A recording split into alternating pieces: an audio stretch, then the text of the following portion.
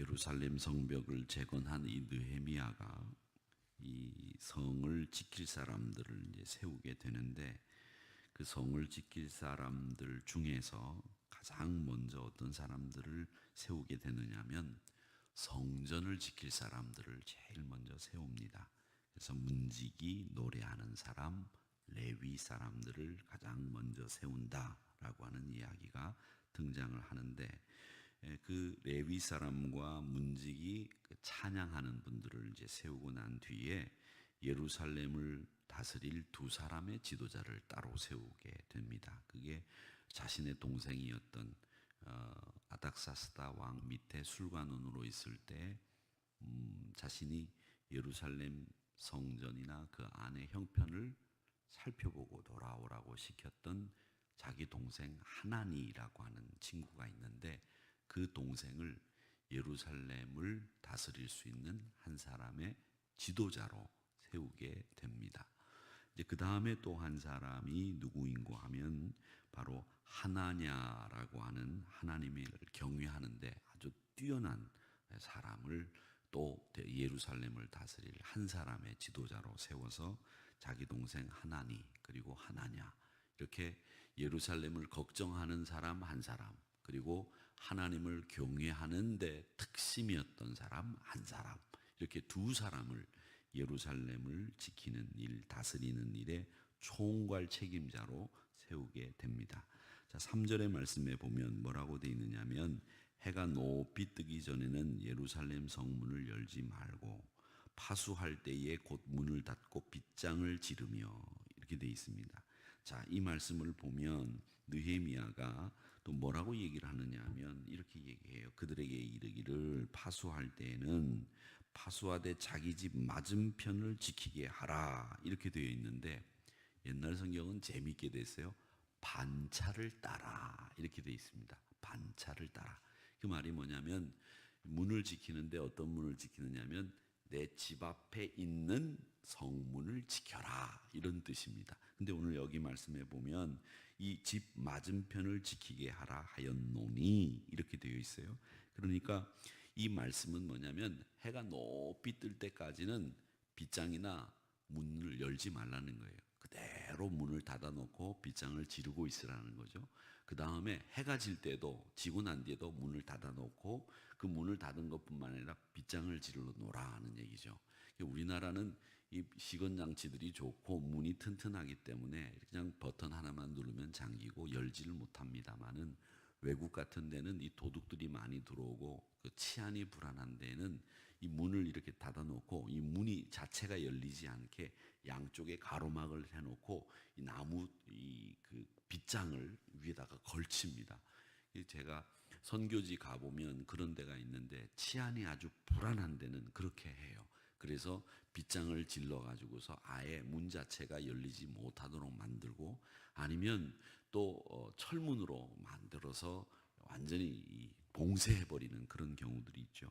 우리나라 은행에 가면은 사람들이 이렇게 얼굴을 마주보고 뭐 칸막이 없이 그냥 이렇게 업무를 보지만, 외국 같은 데 은행에 가면 다 유리막, 방탄유리가 이렇게 있고 사람 손 넣는데 돈만 들어가는 데만 요만한 홈이 있어가지고 거기다가 통장 넣고 돈 받고 그러는 경우들도 많죠. 근데 우리는 아주 어떻게 보면 살기 좋은 나라, 이런 나라에 살고 있는데, 이렇게 파수를 하되 자기 집 앞을 지키는 사람들이 자기 집 앞을 지킬 수 있도록 이렇게 말씀을 하고 있다라고 하는 겁니다.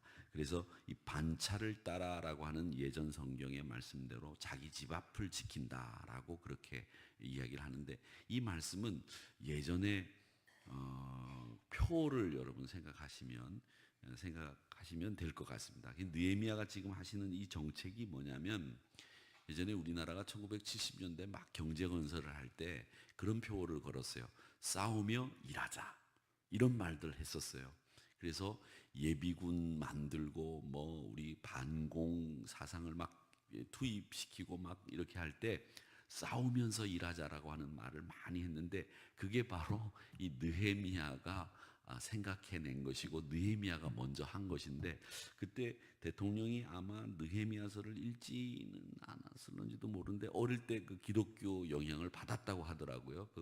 싸우며 일하자라고 만든 그 표어를 만든 분이 제가 알기로는 박정희 대통령으로 알고 있는데, 그분이 어릴 때는 교회를 다녔다고 하더라고요. 나중에 교회를 안 다니게 되셨는데, 그러니까 그때 느헤미야서를 읽으면서 이 싸우면서 일하는 거를 배웠는지 모르지만, 그때 우리나라의 분위기는 싸우면서 일하자라고 하는 분위기였는데 바로 그겁니다.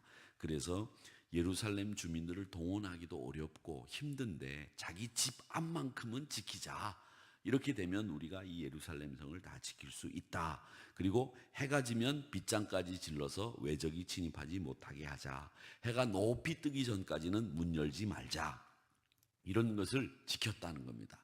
그래서 이런 원칙 아래서 이스라엘 백성들이 예루살렘 성을 견고하게 하자라고 하는 거죠. 자, 그런데 오늘 이 말씀에 보면 그 성읍이 광대하고 그 주민이 적으며 가옥은 미처 건축하지 못하였음이니라 라고 하는 이 4절의 말씀을 여러분 보시면서 이 말씀이 왜 여기 있을까라는 생각을 한번 해보세요. 예루살렘 성이 광대하고 주민은 적고 아직 주민들이 살고 있는 집들은 안 지어졌다. 이 말을 왜 했느냐라고 하는 겁니다. 이 말은 느헤미야가 지금 어떤 자세로 예루살렘을 재건했는지를 보여주는 말씀이에요. 이게 지금 예루살렘 성읍이 광대하고 주민은 적고 아직 집들이 안 지어진 그 상황을 얘기하는 게 아니라, 사실은 이 말씀은 느헤미야가 어떤 마음 자세로 지금 살고 있고 지금 예루살렘을 재건했는지 그걸 보여주는 거예요. 자, 보세요. 예루살렘 성 안에 들어가는 사람들을 제가 이 느헤미야 강의를 할 때 10명 중에 1명을 제비 뽑아서 야, 너 예루살렘에 들어가서 살아. 이렇게 말했습니다. 지금 같으면 성 안에서 들어가서 사는 사람들은, 이 사람들은 선택받은 사람들이고 서로 성 안에 들어가서 살려고 할 거예요. 그런데 당시는 성 안이 그저 황폐한 상황이었기 때문에 성 안에 들어가서는 개간도 해야 되고 집도 져야 되고 성벽도 재건해야 되고 성벽도 지켜야 되고, 한 사람이 3중, 4중, 5중의 일을 맡아서 해야 되는 상황이었기 때문에 서로 그 일을 안 하려고 했어요. 그래서 10명 중에 1명을 뽑아서 들어갔는데, 자, 그 사람들이 성벽을 지키면서 가옥을 지으면서 성벽을 재건하면서 또 자기가 먹고 살 씨를 뿌릴 땅을 개간하면서 사는 것이 여간 힘들지 않았을 겁니다. 엄청나게 힘들었을 거예요. 자, 그런데 그 성읍이 어떠했다고요? 광대했다는 거예요.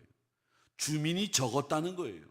그리고 주민들이 살고 있는 집이, 살 수 있는 집들이 아직도 미처 지어지지 못했다라는 거예요. 그런데 예루살렘 성읍을 광대하게 지었다라고 하는 말은 뭐냐?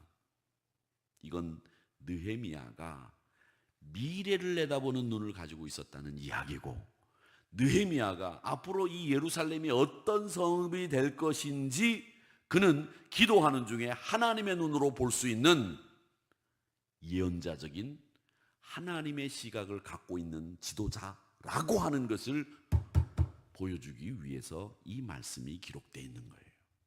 그러니까 사람들은 적고 아직 사람이 살 집도 아직 안 지었는데 뭘 성읍을 크게 지어? 그냥 조그맣게 지어서 예루살렘 성, 그 예루살렘 성전, 이걸 지키기에 우리가 그냥 힘쓰고 나머지는 자기들 살고 싶은 데서 살라고 하지, 이 정도면 됐지, 이게 인간적인 생각일 수 있는데, 예루살렘 성읍은 성도란 말이죠. 거룩한 도시라는 거죠. 거룩한 성읍이죠. 그러니까 이 성읍은 이렇게 지어서는 안 된다라고 하는 거죠. 그래서 최선을 다해서 이 예루살렘 성읍을 광대하게라고 하는 표현을 쓰도록 지었다는 거예요. 이렇게 예루살렘 성을 크게 지을 필요가 없다고 생각할 수 있는 상황이지만 그는 미래를 내다본다는 거예요. 여러분, 장로님들하고 지지난주인가요? 수요일 예배 끝나고 저녁 점심 식사를 하러 내려가다가 어떤 그런 얘기를 했어요. 우리나라 고속도로 도로 사정에 대해서 얘기를 하다가, 예전에 우리나라 경부고속도로 만들 때에 반대하던 사람들이 많았다. 그런데도 그 경부고속도로를 만들어 놓고 난 뒤에 우리나라 경제가 급성장했다. 뭐 이런 얘기들을 했어요. 여기 중부고속도로가 있는데 그 중부고속도로는 1980년인가 만들었는데 그때 그 도로를 만들고 난 뒤에 많은 사람들이 얘기했어요. 야, 그 차도 안 다니는데 그 도로를 뭐하러 만들어가지고서 말이지. 괜히 돈만 버리냐 말이지. 그리고 그 도로는 아스팔트로 안 만들고 콘크리트로 만들어갖고 차 타고 가면 시끄러워가지고 못 간다고. 그런 도로를 누가 타냐고. 얼마나 많이 이야기들 했는지 몰라요. 신문에 그 기사가 계속 났어요. 근데 지금 그 도로가 좁아가지고 그 옆에 하나 더 만들어 놨잖아요. 미래를 내다보는 사람이 지도자였다고 하는 것이 저는 우리 대한민국이 갖고 있는 축복이라고 생각해요.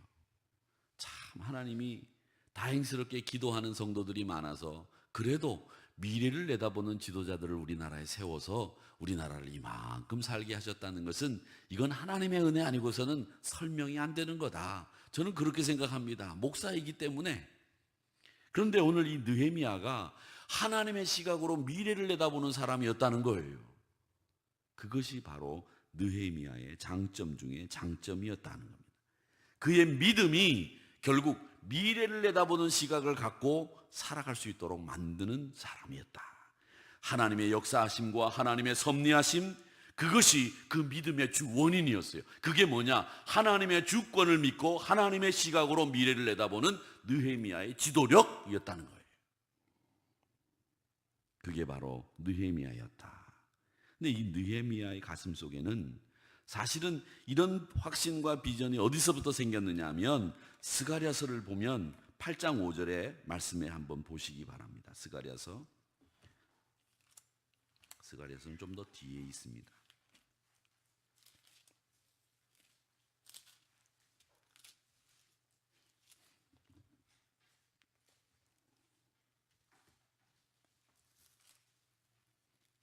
팔장 5절.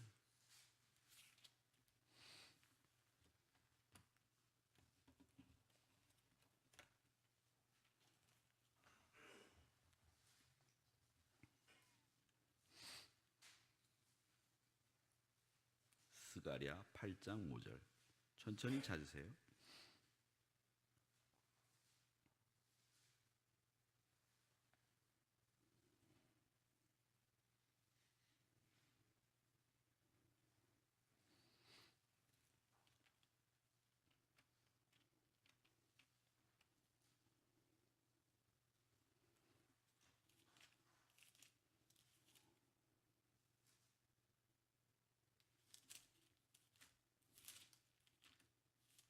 제가 아직 못 찾았어요. 1319.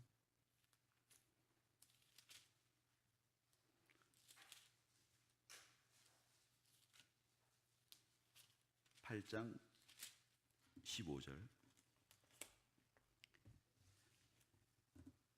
제가 읽어보겠습니다.